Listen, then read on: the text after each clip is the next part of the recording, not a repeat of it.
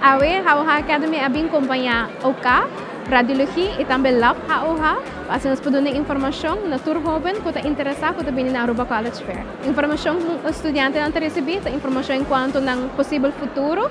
Nós trabalhamos com a laboratoria do hospital, aqui nang nos estimular em geluk trabalho nang ding efficiência que nós tem agora aqui nang presente, pero também outro trabalho nang hospital que nós tem disponível, maneira trabalho nang ding departamento de IT, nos departamento nang de finanças, administração, nós tem também cozinha, nós tem outro departamento que nos meserado no futuro e nós estamos probando de estimular em Hobennan para vir back Aruba, sinang sali, e se nós estudando na Aruba para nang vir trabalhar cerca nós.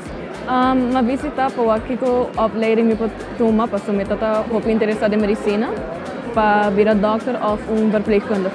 Maya di Aruba comunidade ta sata insisti comita pensando di baya wo, mahaya informação over the hospital mes e mahaya outro inam pero MSVO sim nota que me vai. Pero maya bastante informação. Nawa diferente coisa.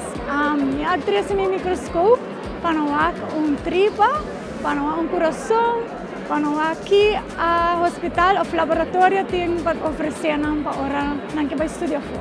Dus nanti hobby muito interessado, hobby ko bom pergunta nang anto nanta hayele leuk ko nampo hasi opleiding stage na Aruba e via Holanda online.